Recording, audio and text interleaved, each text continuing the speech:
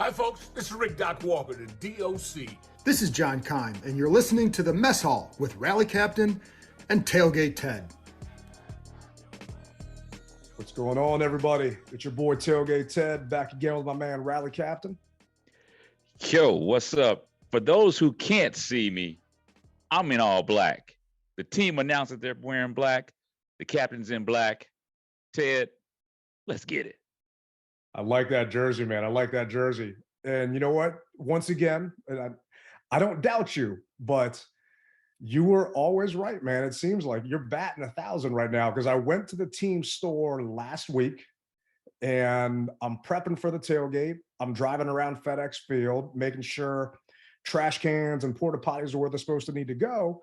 And I decided to pop in, and yep, she was open, but no black jerseys yet.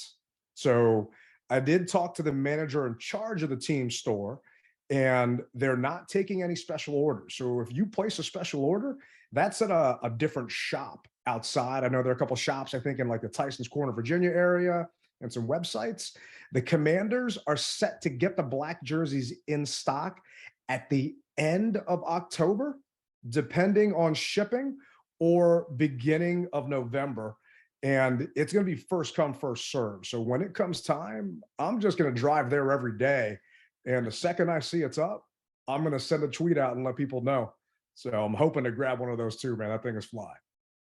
Well, this one here is a bootleg. So I don't want anybody saying, well, how'd the Cap get his before they even come out on order yet? So just letting everybody know, I'm not special. All right. Only in my own mind. All right. I'm special. Now I am seeing a ton of those around the stadium, man. It's pretty nice. And I can't wait to see the official ones, because you've seen some bootlegs out there where the burgundy looks like it's orange. And I'm colorblind, and I can still tell it looks like a Kansas City Chiefs jersey, not a Redskins jersey. So yeah. I'm curious to see what these legit black ones look like compared to some of the ones I'm seeing out there. But I know the one you got looks straight. But how you doing, man? Man, I'm doing wonderful, Ted. I've put away all my beat Eagles mess. All that stuff is gone. The sour milk, all that's gone, bro. We're in a new week. It's a new day, and we're wearing black jerseys, man. So hey, I can't ask for anything. Well, let me stop. I can ask for more. I want to win Sunday. That's what I want. That's asking a lot. I'm not sure what we can do. We'll get into that in a little bit here.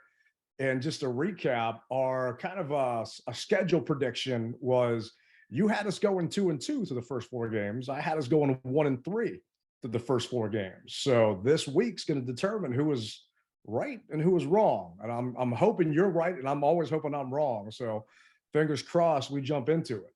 But there was something you were about to tell me about our boys at Woodbridge Collectibles, but we kind of kicked off the show. I'm kind of curious, what was going on? Well, man, let me tell you, they told me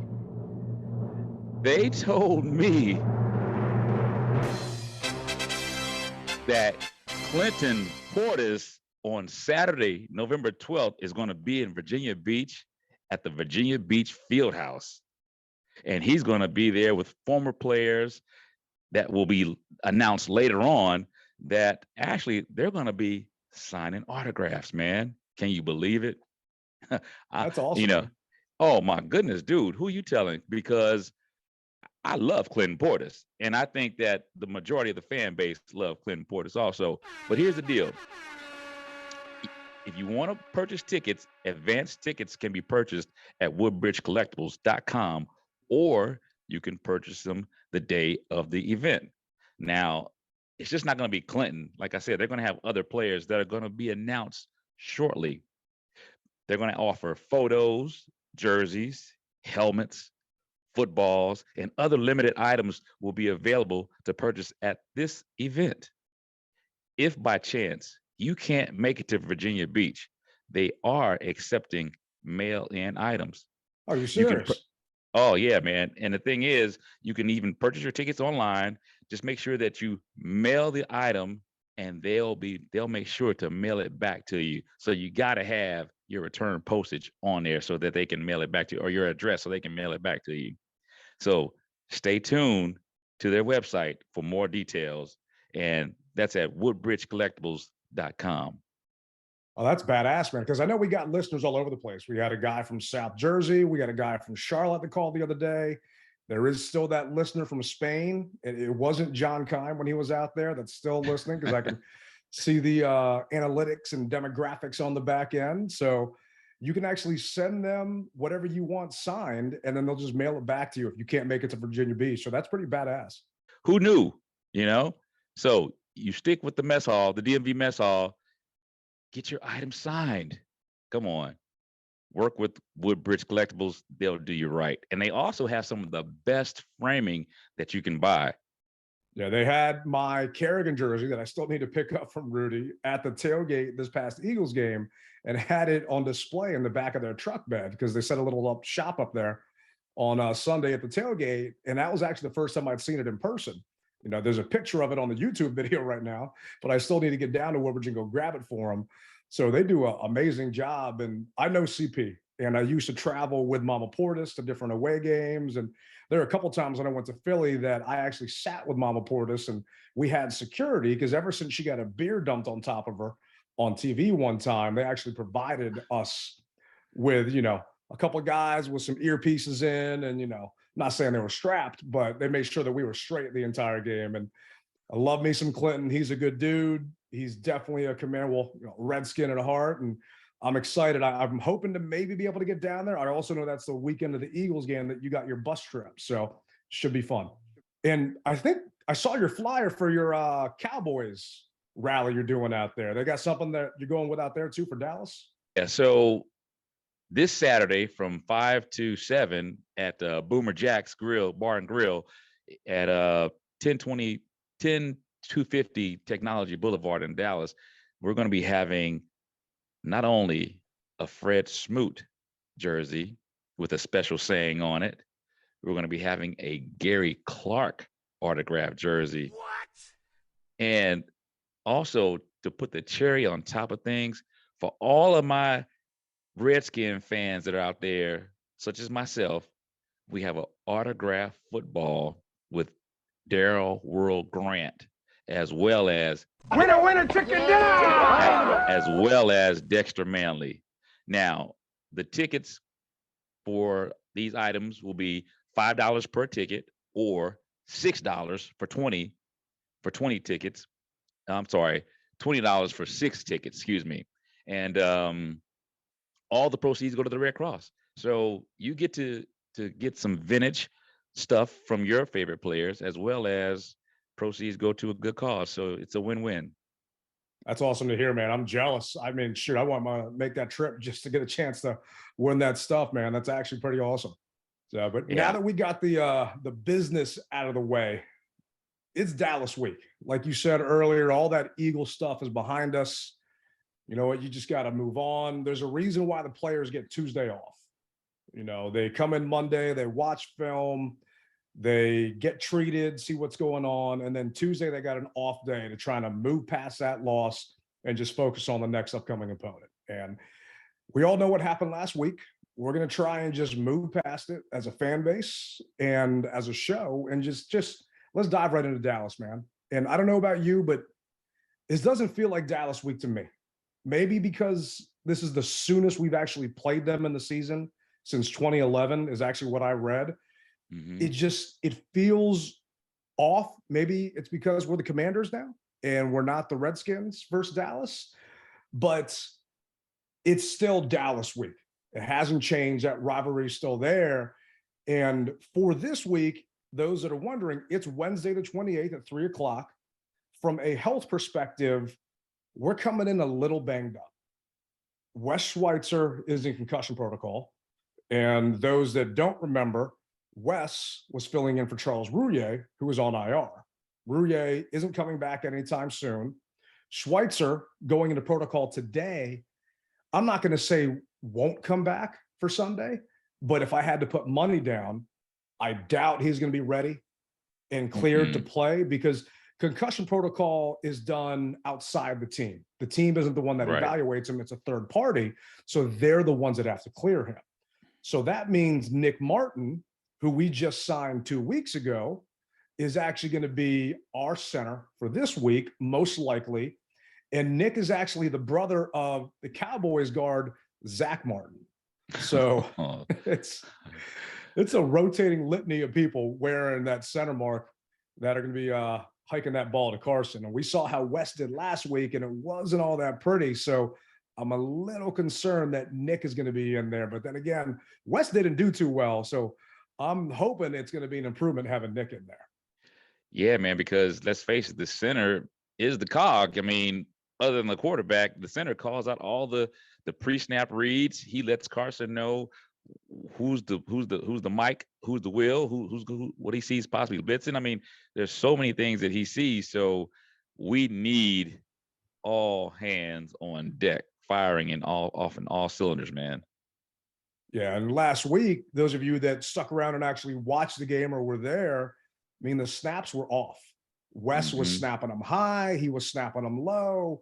They were slow. And when you're going in shotgun and that snap is off by a couple of seconds or even just a half a second, it throws the entire play off because receivers are supposed to be breaking at certain points and certain steps. And if your quarterback doesn't even have that ball yet and doesn't have a chance to look at his progression, the entire play is just thrown out of whack. So fingers crossed Nick can step in there. But some good news for those of you that are superstitious, Nick has played his brother Zach twice. And he's 2-0 against Zach's team when he plays them. So I'll take that. Fingers crossed, we're 3-0. And, you know, we ride that Nick Martin good luck train. But on top of it, Charles Leno didn't practice today. Rumor is it was kind of a vet day, but he was a DNP because of his shoulder. So we're going in a little banged up, and the Cowboys are coming in off a short week. Though they played Monday night against the Giants. We saw what they did, or most of us saw what they did to Daniel Jones, and hopefully they're going to be, you know, not as rested as we are, considering we've got that extra day. The good thing for them is they're not actually traveling. We got to go into Texas Stadium, so we'll see what happens. And we'll update you guys on our Twitter as the week goes along when anything else happens in regards to roster. But those were kind of the major announcements that came out today. And Coach usually does his press conference by the time we record. But today, I don't know if he's too busy signing autographs or doing what, but he hasn't had a chance to do it yet. He's getting his black jersey fitted. That's actually, that could be what it is. You know, people don't have theirs yet. So I saw him getting fitted for his new Hispanic Heritage Month sneakers he's rocking that I think they're going to auction off. And those things actually were pretty awesome. So, and Coach does have those new Commanders shoes that when I went to the team store, they still don't know when they're going to get them. So I might have to see if I can give Coach a couple of dollars to just take them off him next time I see him. What size shoe does he wear? I want to know. Actually, I'm not going to lie, because I took that picture of training camp. I tried to line my foot up close to his in the picture to see if they would match up. But, you know, there are probably easier ways to get it. Maybe the equipment manager or somebody knows someone inside there other than, you know, trying to give Rivera a couple of dollars. But we'll see.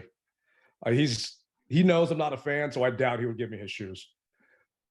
But we typically jump into the power rankings when we're previewing the week's upcoming matchup. And last week we were 27th.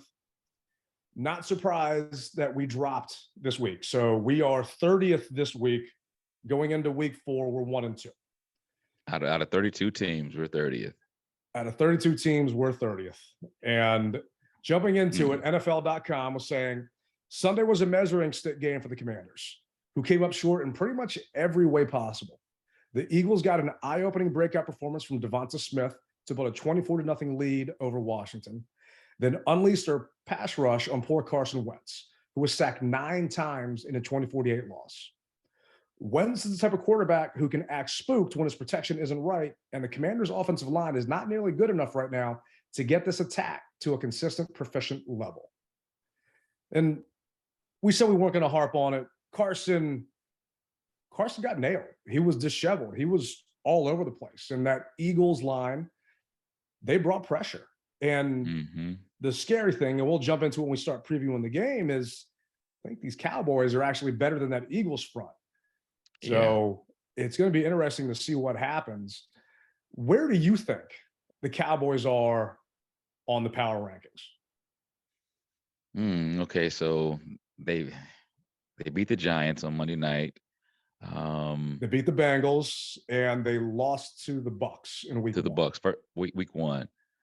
I'm gonna say anywhere between 12 and 15, 12 and 16, something like that. And I can't give you I don't know, but that's just what my barometer is looking at, 12 and 16. It's not bad, man. Like I said, you're always right. When they were 21st before the Giants game, they jumped up 8 spots to 13th now. Jeez. Yeah.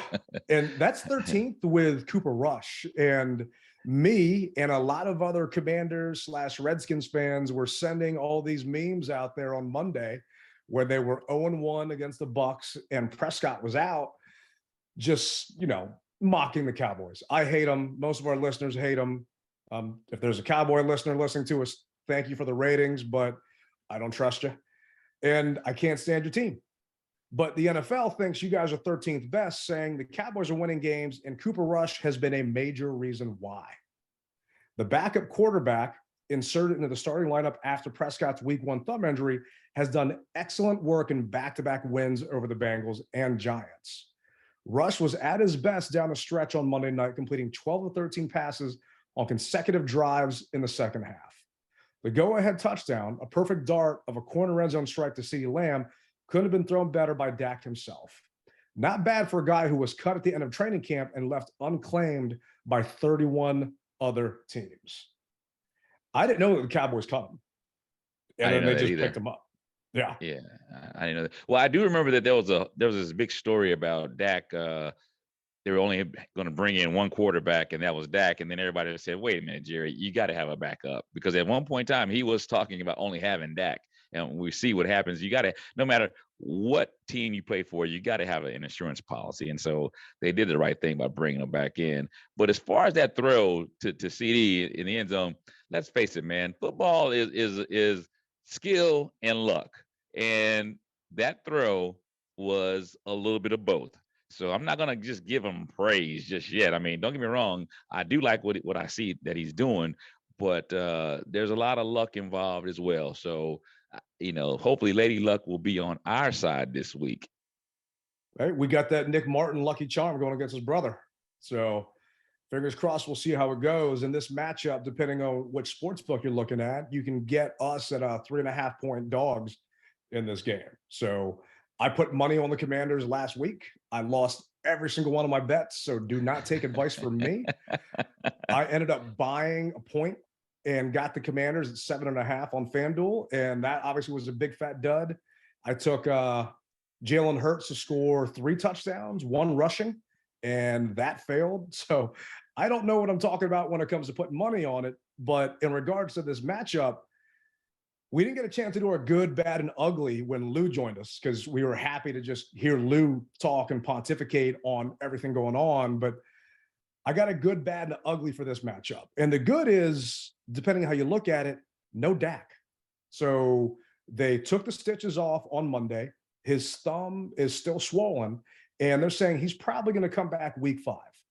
And to me, it's almost an insult and a slap in the face that he's not going to try and come back for an NFC East game, because I'm seeing it as disrespect that they think they can get this W without QB1.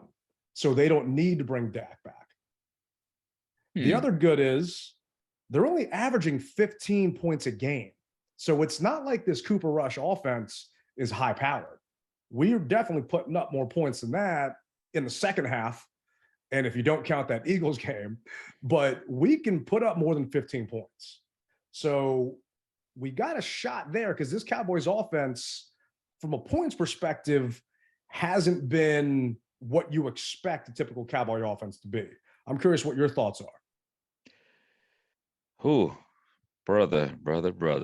That sounds like Marvin Gaye. War is not the answer. As far as I can tell you, man, my good is I hope that I hope that like you said, Dak stays out. And I don't look at it as a form of disrespect. I think that they realize that, hey, he is their money man. They paid him all that money. Why rush him? There's no need to rush him back. And if it's still swollen and he can't grip the ball, the last thing you want to do is bring him in. He can't grip the ball and he throws a couple picks obviously we want that, but they don't want that. And then he gets scrutinized for bringing them back. So I'm okay with it. I don't think it's disrespectful. As far as my bad is concerned, is my bad is still, we got to put some points on the board, man. We just have not been able to do that. And I need to see a change to be able to put that into the good column, because I still say we have yet to play 4 full quarters of football. If we do that, no matter who we're up against, I feel we can win. Yeah, I agree with you. And looks like, according to NFL stats, we are putting up 21 points a game, but obviously that is very misleading because that Eagles game, we put up 8. And that last touchdown was garbage. So, it doesn't always work in your favor when you're looking at those things. But the bad I've got is the Cowboys lead the NFL with 13 sacks going into week 4. Mm-hmm. And we all know what happened versus the Eagles. We gave up 9. And the Cowboys got 13. They've got DeMarcus Lawrence. They've got Parsons. I mean, they've got a bunch of studs on their team, and that pressure they're bringing is going to be intense. And we've said this earlier, and everyone, has mentioned it. It's a copycat league. The Lions blitzed us. Granted, the Eagles didn't bring a ton of pressure. 7 of those 9 sacks were, without bringing more than 4. Yeah, they didn't need to. Yeah. Dallas likes to blitz, and went back and watched that game. My ugly is the fact that they pressured Daniel Jones 24 times. Mm-hmm. They hit Jones 12 times, and they sacked him 5 times. So watching the film, Lawrence was just beating up on the Giants rookie tackle all night long. So I'm thinking, okay, well, they got Jones a couple of those times just because Lawrence is just eating up on this kid, Neal. Well, went back and watched the Bengals game. They got to Burrow, and that was just legit pressure.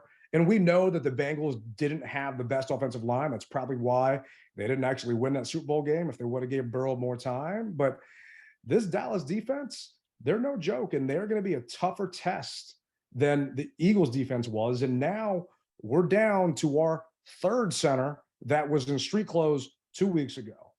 And you got Trey Turner and Norwell that look like they're on skates. I mean, it's going to be ugly if they can't do what they need to do to protect them. Well, Ted, what I've always said, and I will continue to say, Scott Turner, I'm not going to tell you to go back to the booth. I said that already. What I'm going to say is, as a father, I know which one of my kids is the smartest, so to speak. I know which faults they have. And so as I look at Scott Turner as the lineman's father, and he needs to be able to say, okay, you know what? My son, my guard son, he can't do this over here. I'd like for him to be able to do it, but I know he can't do it. So because he can't do it, I need to do something else. And that's going to be, what will Scott do? Will he roll Carson out?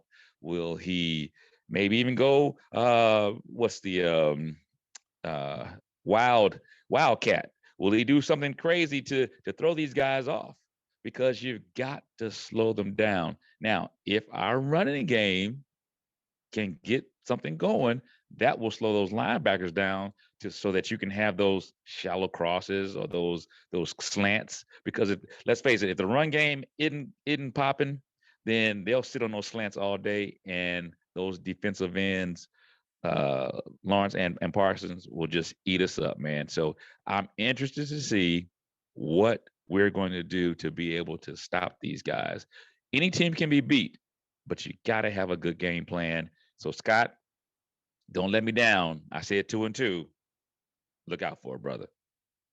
You definitely do. You have to have a good game plan. And this week is going to come down to, what can Scott do, more importantly, to stop that Dallas rush. And this is actually a clip we didn't get a chance to play the other day about Ron Rivera and the offensive line. Yeah, I guess just overall, what did you see from the film specifically on the O-line and Carson, kind of what was going on there? Well, it was a combination of things. I think Carson put put it pretty succinct last night. It's one of those things that we all share a little bit of the blame. And the ones you guys thought were on Carson, maybe holding the ball too long, can you fix that? Yeah, most certainly. I mean, there are some things that he's got to see and decide on quicker. I think also what happened too was there were a couple of times when he did speed himself up, he didn't give the play an opportunity to develop a little bit more. So it's a combination of things, really. There are a ton of websites, a ton of people out there, services you can subscribe to for different stats. There's one that I saw online that actually says Wentz has had the third most pocket time of any quarterback in the league through 3 weeks at 2.7 seconds. And that's per Fantasy Pros. So that's a combination of they're giving him good time and he's holding on to the ball way too long. But the third most pocket time of any QB in the league.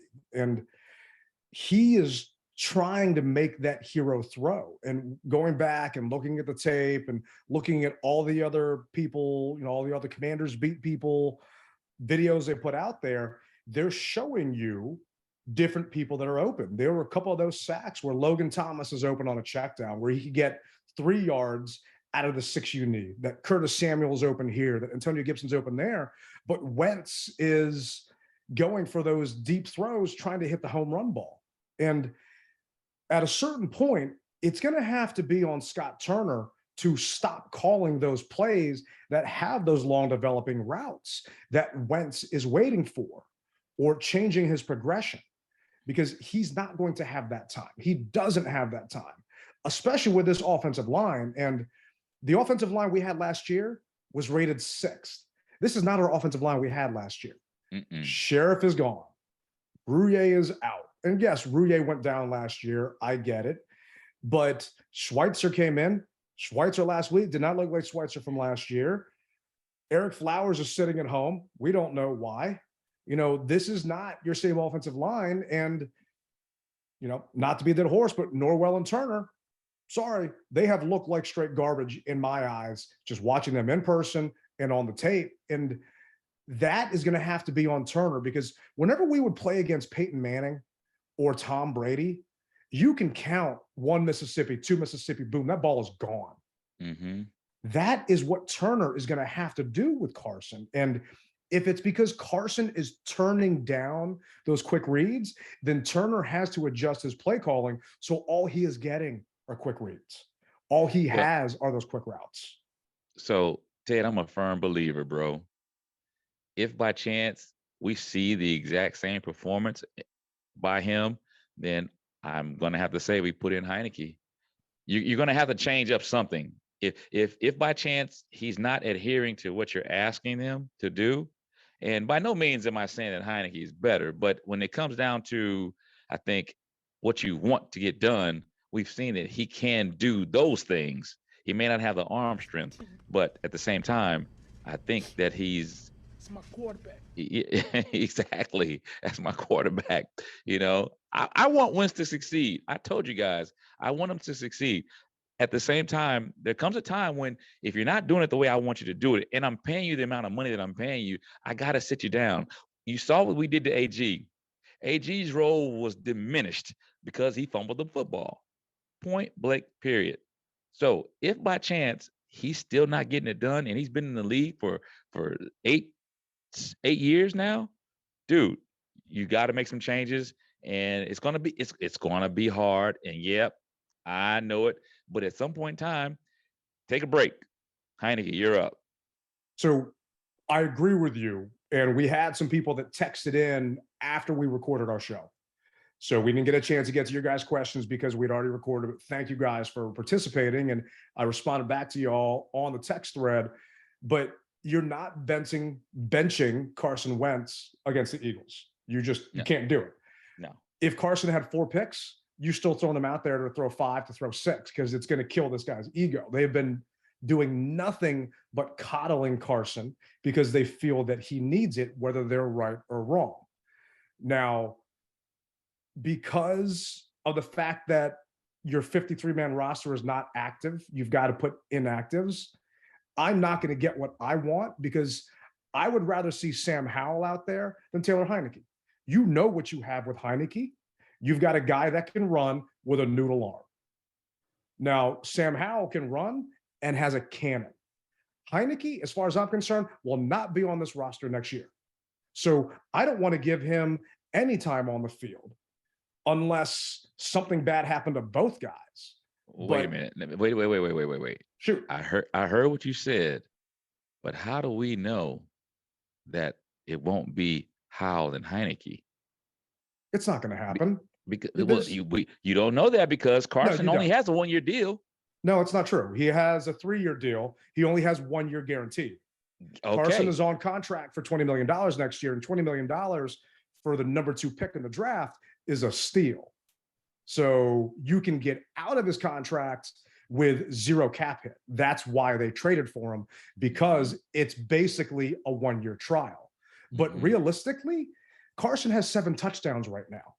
So he has had a horrible game and a bad half in another game, but he is still better than Heineke that we saw the entire season. We're on the same page. We're on the same page. But I am sorry. I am going to bet my car that we're not going to see Heineke and Howell on this roster as QB1 and QB2 next year.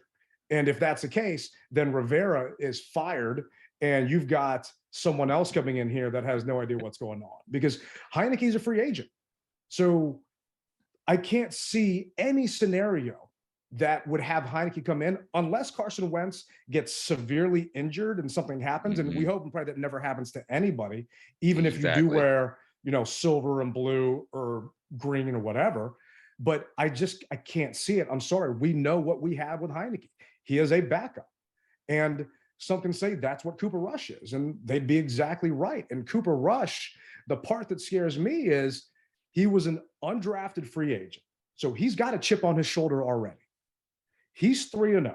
He got cut, cleared waivers through 31 teams. So he knows nobody wants him. And the thing that scares me is he's been in Kellen Moore's system for 4 years. So he is like Heineke in the aspect that he knows every route. He eats, breathes, and sleeps this system and knows where the ball is supposed to go in every down and distance, in every situation, against every defense that we're going to throw at him. And that's why I think this game is actually going to be worse for us, because Cooper knows what he wants to do with the ball. Dak kind of freelances at times, and you can catch him freelancing. Rush has 514 yards. He's got a QBR of 73. And keep in mind, he's not as mobile as Dak, but he still can move. And it reminds me of that, I've referenced the replacements again. There is no tomorrow for Cooper Rush. If Dak comes back next week, then Rush is sitting on the bench no matter how good he does. This is Dak's team. Yeah. So he has got to basically play his ass off on Sunday to potentially get another shot of playing again in the NFL. And that scares me, because he has no future after this week. All right, Ted Nadamas, we'll see. I hope I'm wrong, man. I really do. But the other piece is, this Commanders offense, and you talked about Scott Turner, in the last 2 weeks combined, they ran 55 plays in the first half. And this is per John Kine. So 55 plays in the first half. 27 of those plays have gotten 0 yards or lost yardage. Gosh, that's just so painful to hear, man. I mean, and it's painful to see too. So it's one thing to hear it, but to be there watching it on TV or at the game, it's painful to see as well. We got to do better, man. Bottom line. And during the post-game show, B. Mitch just went off and talked about how Joe Gibbs would sleep at the facility and hang out there and didn't leave for, I think he said maybe a week at one point. And they worked on a game plan against an opponent. They went down by 2 scores. Joe just crumbled everything up. And this is when they didn't have computers or iPads or any of that stuff. Just crumbled the entire game plan up. They went in the locker room. He threw over the Gatorade cooler, threw everything off the table and just started yelling. Now, keep in mind, Coach Gibbs didn't curse, but he would yell. Yeah. And this man threw the game plan out the window. And that's what Turner is going to have to do. That 4-game win streak we had last season was after our bye week, when they decided to finally run the ball and give it to AG and feed him. Well, guess what? Our bye week ain't till what, week 14? We're not getting that help anytime soon. So we're going to have to make some in-game adjustments because, you know, Lou talked about it last show. I think, what was it, 49-0? We've been outscored, or 46 to nothing in the first half. And part of that is 55 plays, 27 have gained 0 yards. And Scott Turner, that is on you. Zippity, zero, nada. Oof. All right, man. You heard me. You heard me. Before we get into, I hear you, man. I'm not trying to, it's just, there is, at a certain point, blame has to be put on certain people. Yeah. And the players are trying to execute the plays that are called for them. But if the plays that are being called are just straight trash, then the buck has to be pointed towards that guy, and that's Scott. And, you know, week one. It goes back to what I was telling you. If your liner is getting blown up by the defense, your guard son, you gotta change it. You gotta change it. You gotta do it. You may not want to, but you gotta change it. And that's like you said, it comes down to him, and he's the guru. And I say, for once, for this game, go back upstairs. Just try it. You might like it, Mikey. No, we asked for some listener feedback, and we really appreciate you guys doing it. It makes it a lot of fun when Riley and I get these and we see it on the show. And here are a couple text messages that we got. Some are anonymous. Okay. And, you know, the tweet we sent out earlier was, what do the Commanders have to do to beat Dallas this week? Plain and simple. One listener came back and said, what I have to say about Dallas won't be nice.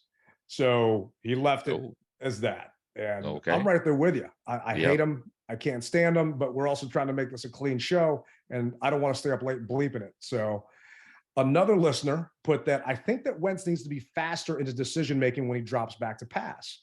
Cosme and Leno can only hold on for so long. Mm-hmm. Parsons is going to have a picnic in the backfield. I think this game is going to be a loss, as Dallas offense is a lot more cohesive. And that was from Scotty's Flow State on Instagram. So we appreciate you chiming in, Scotty. Appreciate that. Well, Ted, you know, when I was playing, man, it was EIEIO throw, and that's how it was. That's what we told our quarterback, EIEIO throw. So you said 1 Mississippi, 2 Mississippi, 3 Mississippi, same thing, but it just rhymes better with EIEIO throw.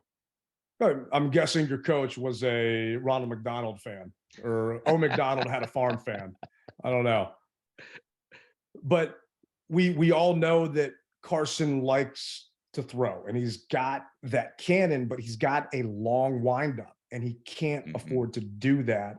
And we agree with you, Scotty. He needs to get that ball faster in that decision making, and not to harp on it, but if Scott can call a game plan where they're quicker throws, and if you go back to the Jacksonville postgame show that we did, the Commanders, I believe, led the NFL in yards after catch, because they had some shallow throws. It's not like we were hitting bombs left and right.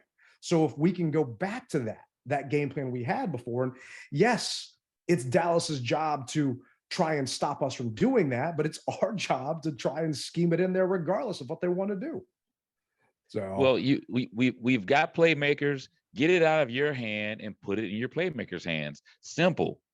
And if by chance that gets stopped, you never know when that opportunity may come where you can go mid-range or deep or whatever you want to call it. But get it out of your hands. Get it out of your hands. What's the next one? Well, speaking of playmakers, you know, we talked about how Pete Haley put that tweet out there. Terry McLaurin hasn't had a catch until the second half in the past 2 games. So who was it? Jay Gruden was on with Grant and Danny earlier this week talking about how do you get Terry involved. Terry McLaurin's really good, and he's not getting the ball very much, Jay. I'm sure some of those sacks in the first half may have been designed to go to McLaurin, but I just can't go 3 quarters without him touching the football, and something has to give on that front. How would you fix that? Yeah, I think he's a guy that you might have to line up a little bit more in a slot. If you put him outside all the time, it's going to be hard, especially when Darius Slay's out there covering him. They can play 2 deep. They can roll to him. They play quarters. They get a guy underneath them. They play 3 deep, and they buzz a guy out in the flat underneath them. So it's hard to get an outside receiver free all the time. The reason why Cooper Kupp and Justin Jefferson get a lot of catches is because they're playing in a slot. They're playing in stack formations. They're in bunch sets. They're getting access where they don't get hands on and they don't get rolled up on all the time. So maybe get more creative with Terry, get him in the slot, get him in some bunch sets, put him in some motion, and then let him get some free access, work down the field a little bit. Some of the benefits of our receivers is they can play the X, the Y, and the Z. And regardless of people's opinions on Gruden, you know, if you look at Gruden's first 3 years and Ron Rivera, Gruden had a winning percentage of .418.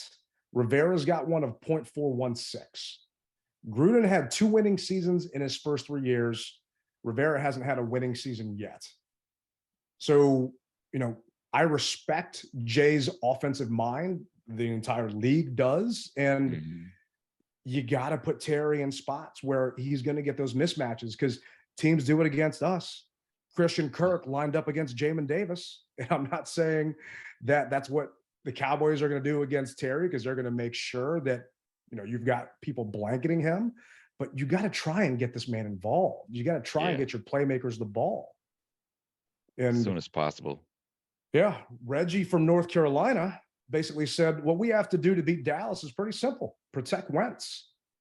He gets the ball into the hands of Terry, Samuel, Dotson, Gibson, and we roll over Dallas. Their defensive ends and linebackers can handle our guys. On the flip side, the D has to shut down the run game and watch the over-the-top throw to Lamb. So, you know, I agree with you, Reggie. If Carson doesn't have time to throw, he gets flustered and just starts getting uncomfortable in that pocket and just looks lost. And if they aren't going to give him time, then it's going to be a long day out there on Sunday. And I feel for you being there in person, man. Well, I was there last year. It doesn't get any worse than that. So hopefully what our defense can do is get that interior rush that's really needed to collapse that pocket.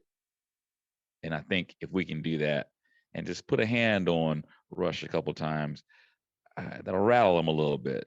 You know, once again, 4 is 1. 4 rushing is 1. Shut it down. Definitely. And, you know, going back to Reggie's point, the D shutting down the run game, last week, Dallas had 176 yards on the ground. And 105 of that was Tony Pollard. And he had a 46-yard run.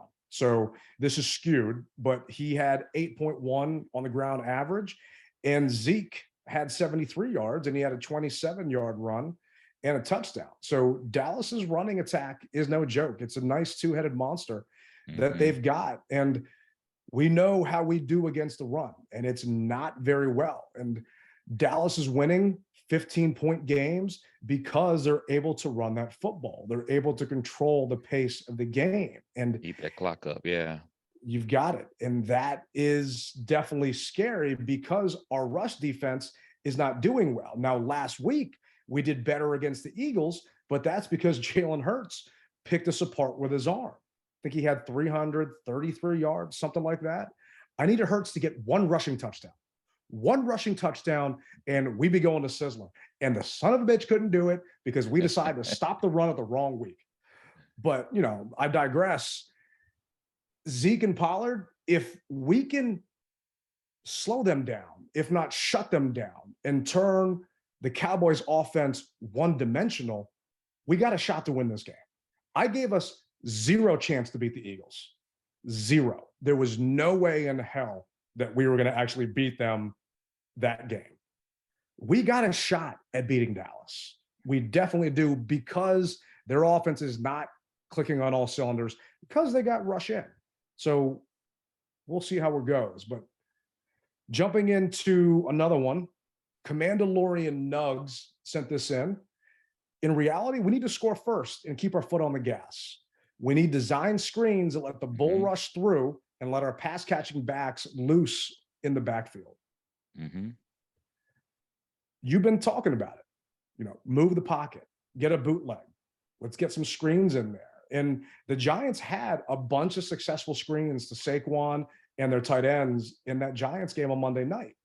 Dallas is susceptible to it because they're trying to get after Daniel Jones. They're trying to get that quarterback. They're trying to get that highlight sack.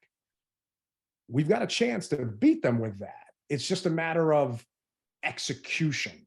And there were a couple screens that we tried to set up last week where there was a bubble. They tried to hit Terry. It was overthrown. And I feel that since that one screen that Carson threw that was intercepted against the Jags, he's been hesitant to let go of that ball in that quick screen. I'm curious, have you noticed that too? Yeah, I've noticed it. And what I'll say to that is, as a fan, I got to have a short memory. So, God dang it, you're getting paid millions of dollars. You better have a short memory. Come on, man. Come on. Yeah. See, that's a lot of millions. Just give me one. You know, just give me one. That's all I need. But you better have a short memory, bro. And see, I honestly wonder, and we talked about this way back in the day. I don't know about you, but when I did play, you know, you got it wrong. The coach blew the whistle. Boop. Do it again. Boop. Do it again. We're gonna be out here all night, and I know you can't do that because the pros have their freaking. And we can't do that because it's gonna take too much away from the play. I get all that crap, but back in the day, boop. Do it again. You still do it again until we got it right. And I don't know if they do that or not. Obviously, the press can't see that. Yeah. So I can tell you for a fact they don't. They're not. I mean, they're just. You have 2 hours on the practice field, and then they're back inside. It's the collective bargaining agreement has limited the amount of time that they can actually install and do things is absolutely ridiculous. Yeah. So, but there's mental reps. Yeah. You know, there's different other things you can do to try and get that drilled in your head. And I agree with you. Ever since he threw that interception to the number 1 pick in the draft on the Jags, I can't think of the guy's name because I blocked it out and moved on. He has been hesitant to throw that screen because he is looking to see if there's a defender that recognized it and stepped back, that felt that rush. And I played defensive tackle, you know, granted on a much smaller level, but I remember there were times when it was a specific game. I remember against DeMatha, those in the DMV area here, they're a pretty well-known school. It's actually who Chase Young, you know, went to high school with. And I remember being so happy, man. I went right past this guy. It was an amazing swim move. I was going to put it on my highlight reel for college. And next thing you know, it was just an Olay move by the lineman just letting me through because they had a perfect screen call at that point. Fooled ya. Yeah, I'm licking my chops. I'm yelling and screaming. And, you know, that's what we have got to do to DeMarcus Lawrence. That's what we've got to do with Parsons. We've got to let them believe. You have got to sell it. This offensive line is good at run blocking. They're not good at pass blocking. Well, in that instance, you know, pretend to block and then go up and block for your screener. And let's see what we can do because Nugs, you're right, bro. We got to do something, man. And we got to stop that rush. And you stop an aggressive pass rush with screens, with reverses, with misdirection. Because they know that we're banged up. They are in Texas right now chomping at the bits. And oh, I can't wait to hit Carson. And like you said, those draw plays, those screens, the other type of plays, they aren't going to be ready for it because they think that we're banged. Well, they know we're banged up. Yeah, we are. Yeah. I mean, the Lions hit Wentz 11 times. The Eagles hit him 17 times. The Cowboys hit Jones 12. And if Jones didn't have his legs, he probably wouldn't have made it out of that game alive. And what scares me is Carson Wentz does not have those legs. We all know it. We all can see it, and so can the Cowboys. He doesn't, but at the same time, he's still a little mobile. He's not the best quarterback as far as mobility is concerned, but we've seen him also be able to scramble it looked like a wounded duck, but he still was able to do it, to buy time, to do the pump fake, to make a couple first downs, or take it to where it was 3rd and 1 versus 3rd and long. So he can get it done, man. We just got to put our minds together collectively and let's just do it, dude. He can. And another text we got here is the Commanders need to bring in more talent for the defense. There are some talented free agents that can at least bring in their experience. We cheaped on free agency, and now the team is paying the price, especially defense. And that person did not want to tell me who it was. I'm not sure if they're worried that Jason Wright is listening, but they, I agree with them, but who we have is who we got. People are yelling and screaming, why isn't Ndamukong Suh coming here? Oh. I hate to break it to you, but he ain't coming here because he is hoping that someone gets hurt on the contender and he can go there and play for a team that has a chance of winning something. Mm-hmm. You've got these high-priced free agents or just defensive free agents that have talent that they know the NFL is a brutal game. Someone is going to get hurt and someone is going to need them, and they want to sign with someone that's got a shot. We're 1-2. We're not attractive to come to. Why would you come here versus maybe the Bucs lose somebody in week 6 or week 7? And if you're saying, well, they're not playing right now, no, but they got a Scrooge McDuck vault with millions of dollars, so they don't need to play right now. Scrooge McDuck. I know I'm dating myself and you are with your EIEIO, but hey, it is what it is. It works. It does. Stop trying to doggone reinvent the wheel and just play some football. It's that internal clock in your head. And this is actually another clip I wanted to play with Grant and Danny and Jay Gruden. Jay joins Grant and Danny every Monday at 5 on 106.7 The Fan here in the DC area. And if you don't get a chance, listen to their podcast because Jay makes some great points, and he's always a fun soundbite. What would you do different? I mean, you go sit down with your OC and say, hey, maybe our plan, which we've been sticking with, it looks like kind of late into these first halves of these games, Jay, maybe you got to abandon that sooner. I mean, what kind of adjustments would you try to make? Well, we got to figure out ways to protect the quarterback. You can't have 9 sacks. Yeah. Either he's got to get the ball out of his hands, or we got to figure out ways to protect. I said that this week's going to be harder than last week. You got Micah Parsons coming to town and DeMarcus Lawrence, and that's no picnic. So if we can't block the likes of Hassan Reddick and Fletcher Cox and the sweat guy, they're going to have major problems with those guys. So we got to figure out a way to protect the quarterback, whether it's running the ball more effectively on early downs or play actions with some max protection or giving these tackles help. Otherwise, it's going to be a long day again. So we heard what the listeners thought about what we need to do to beat Dallas. I want to get your thoughts on how we win this game, and you're flying back on that plane, buying drinks for everybody, and just having a good old time celebrating that victory Monday. Well, as I said before, roll Carson, move the pocket. 1 or 2 trick plays that are going to be meaningful down the stretch. I think that always helps to get them off guard. And once again, playing to the tendencies of the defense, seeing what they're doing and changing it up. And 4 as 1 or 5 as 1, however many people you got down on the field trying to rush the quarterback, making an impact, getting a good rush, beating their man. I think if we can do that, we can win the game. And I'm sorry, one more. We got to have good special teams. With that, I think we can do it. Yeah, the Cowboys blocked one of the Giants' field goal attempts on that Monday night game. So, you're spot on. I agree with everything you're saying. I'm curious, who's your Woodbridge Collectibles Signature Player of the Week? And part of me is scared to ask this because in week 2, you said it had to be Carson Wentz, if I'm not mistaken. And then I said it had to be the offensive line. And we all know how Carson's played and how the offensive line's played. So I'm starting to wonder if us picking players for this Signature Player of the Week is starting to be bad luck, but I'm not quite there yet. But who was your signature player, Woodbridge Collectible Signature Player of the Week? If I could have 2, I would. And so Take one, and if your second one, let me see if it's going to be mine. We'll see how it goes. Okay, well, I'm going to say Deron Payne. I'm going to say that we need a big game from Deron Payne to get that pressure. He's my Woodbridge Collectibles player. All right, so those are definitely a good one. I mean, Deron has been playing out of his mind. Yeah, he has. We know what happened last time he was in Dallas. You know, he caught a right hook to the face by one of his teammates. Mm-hmm. So, you know, I'm sure those Cowboys fans are going to let him know and get in his ear. And Deron's playing for that contract.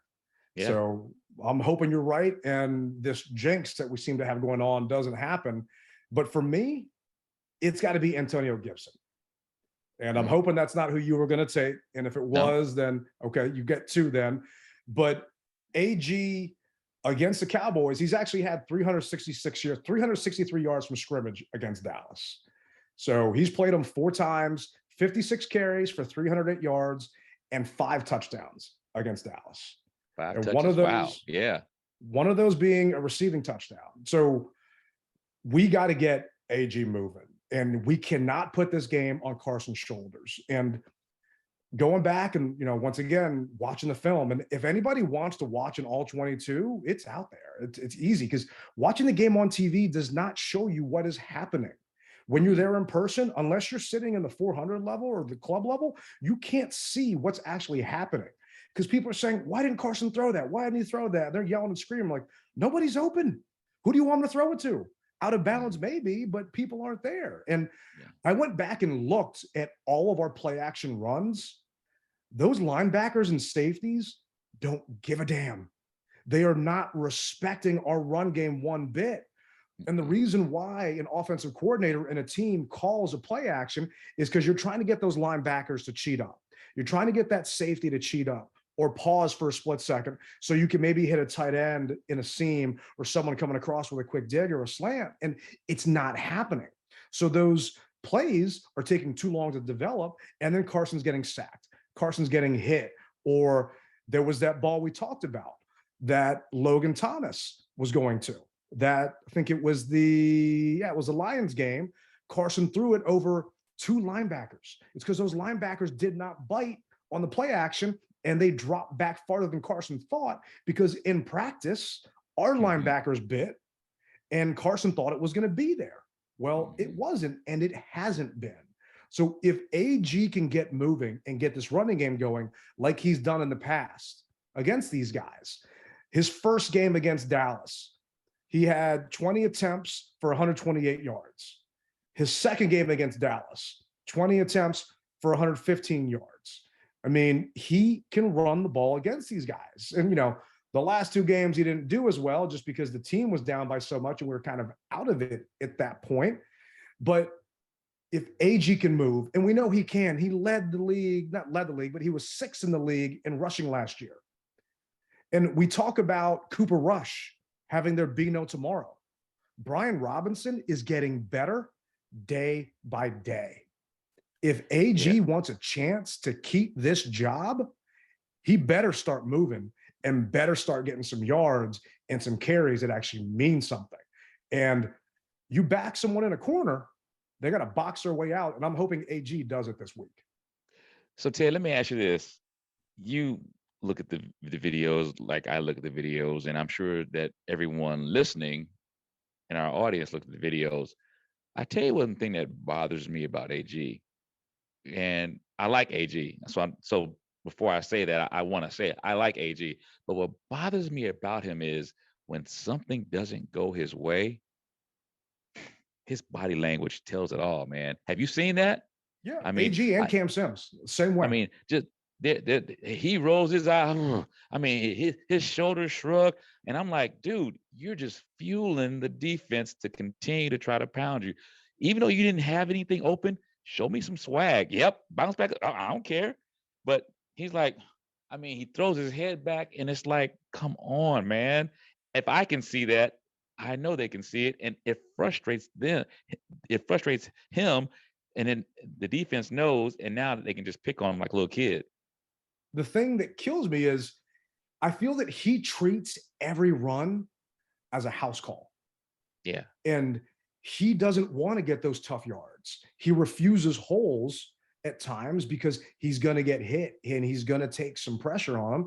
And he leaves a lot of yards on the ground. Why a lot of analysts did not put him in the top 10 in their preseason rankings for running backs is because he turned down a ton of holes, trying to make something out of nothing, trying to stretch plays out. And you hear about passing lanes all day long. Well, there's also running lanes. And there are times he was refusing them. And they are there. And a play is not designed to get you the entire field the entire time. If it's 5 yards here, 3 yards there, 4 yards here, you're going to get a first down. And there was a stat that I will find and pull up, but it just kills me, like you said, his body language and what he's doing. And if he were to get 3 yards a carry, well, you know what? 3 yards on first down, 3 yards on second down. Hey, it's 3rd and 4, puts us in a better situation. So I 100% spot on agree with you there because everybody can see it. And like you said, the defense is yelling at him, they're screaming at him. And he said it himself. He took that fumble in the preseason game basically to heart and he let it bother him. And it changed his play big time. And I feel he's doing the same thing pretty much with every run. And that's without Brian Robinson breathing down his neck. Imagine when Robinson actually gets a chance to suit up. Yeah. But here we go. Staying ahead of the chains. And this is, let's see here. No, that's a different quote. I'll find it and I'll tweet it out. But it basically talked about us in second down situations. Here we go. Washington has faced 2nd and 10 or longer 29 times. That's second most in the NFL. We have gained an NFL worst 64 yards in 2nd and 10 or longer. And Wentz has been sacked 6 times in 2nd and 10 or longer. And part of this is we all know how Scott Turner likes to run the ball on first down. AG is not getting those yards that he needs to. And maybe some of it because it's not there, but there are yards to be had. And I just don't feel that he's actually taking advantage of all of them. But who was your second Woodbridge Collectibles Signature Player of the Week? St. Juice. I like St. Juice, and he did a wonderful job. And we're going to need someone or that type of play again this week, depending on who he's matched up against. So that was going to be my other one. Yeah, no, that's, definitely agree there. We need the defensive backs, more importantly, to step up. And if we need to win this game, and if we had to pick a key, what is your key thing that we need to do to win this game? For me, we need to get turnovers. We need to give our offense a short field. It hasn't happened. We've only had 1 pick. I think, that interception that Defoe got against the Jags is it. So we're 29th in turnover differential right now in the NFL. If we want to win this game, we got to give the offense a chance to have a short field and not methodically march down that thing and give Carson and AG a chance to potentially get some quick and easy scores. And hey, maybe it's not 6, maybe it's 3. Lou talked about it on our recap show. If you guys haven't seen it, check it out and make sure to follow Holder Sports. But even putting 3 points up, it's a chance to get that momentum and get things going. Well, you took mine. So I got nada. I don't, and I'm not even going to try to soft shoe it. So we can, you got me, bro. All right. Well, it's Dallas week, man. And I don't want to end the show on a bad note. And we all know who I picked to win. And we all know who Rally's picking to win this game. And I hope and I pray that I am flat out wrong. And we need to win this game. Realistically, we cannot go down 1-3 and 0-2 in our division, because if that happens, I don't think we're going to be favored until the Texans game. And that's a ways away, because we are turning into the team that everybody wants to play to get right. And we talked about our easy cupcake schedule. Well, if you look at it now, we actually have the 19th toughest schedule left. And we actually, through the first 3 weeks, according to Pro Football Outsiders, have played the toughest schedule with the Jags, the Eagles, and the Lions. the Jags are actually ranked second in DVOA. And it's a nerdy football stat that talks about value over average and this and that. But it's a stat that a lot of people are starting to use because it makes a lot of sense in situations. And what I'm trying to say is you never know what's going to happen at the beginning of the season. A lot of people picked us based on strength of schedule to make the playoffs. Unfortunately, now that you're playing the games, it's a little bit different. The good news is Sunday, we still got to play the game. What do they say? What looks good on paper, the paper doesn't play the game. Exactly. And Dallas's defense looks good on paper, but hopefully our offense can actually shut them down and tear that paper up just like Gibbs did when his game plan wasn't working. But Rally and I really appreciate you guys chiming in, sending in the text, sending in the tweets. Don't forget to click subscribe. And if you guys can leave a review on iTunes, it'd be phenomenal. Thank you guys for joining us again on the Mess Hall. We appreciate you. Hey, once again, guys, hats off because you are making history along with myself and Tailgate Ted. And on that note, we're going to be out.